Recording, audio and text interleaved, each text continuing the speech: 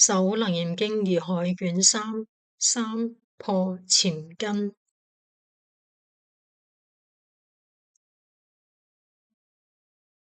阿難白佛言：世尊，如佛所言，不見內故，不居身內，身心相知，不相離故，不在身外。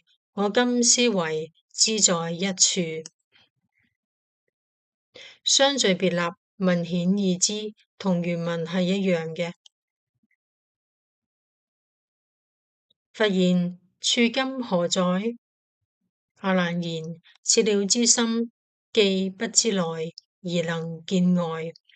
如我師就潛伏根裏，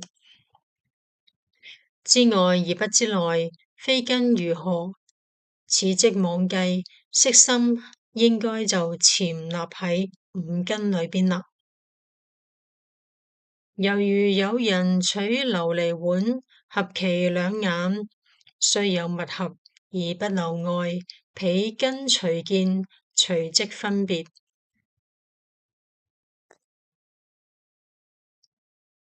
琉璃比如係根，眼比如係色，眼根色淨，不能外心，就好比琉璃碗一樣，不外於眼，隨照一境，心隨根而知。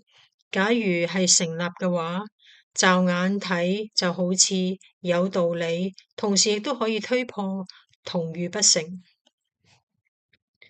而我覺了能知之心，不見內者，唯在根故，分明觸外，無障礙者，潛根內故。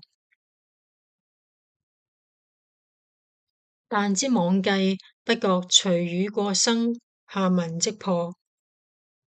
如語所言，潛根內者，猶如琉璃，同原文嘅意思係一樣。彼人當以琉璃弄眼，當見山河，見琉璃否？阿難答世尊言：如是，世尊，是人當以琉璃弄眼，實見琉璃。遠能夠觀密像，而近呢就能見琉璃。問答極成，所以話如是。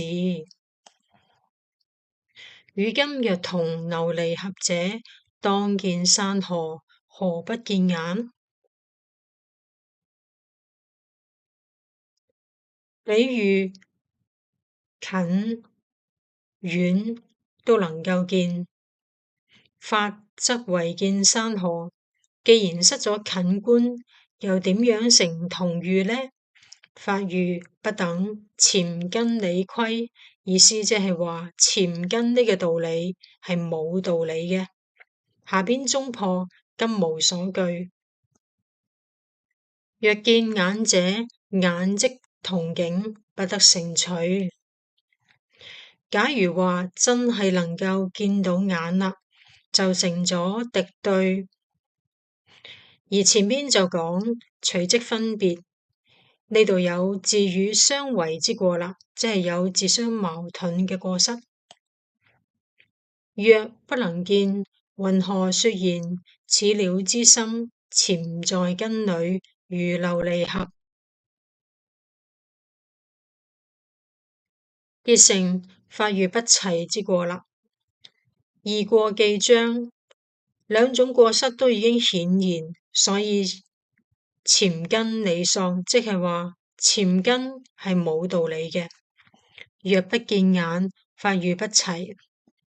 比如見琉璃，法不見根，縱許見根。假如真係俾你見到根啦，根即是境，根就已經成咗境啦。如果係境，就不得言除，同前面文章講過一樣，彼根隨見，隨即分別啦。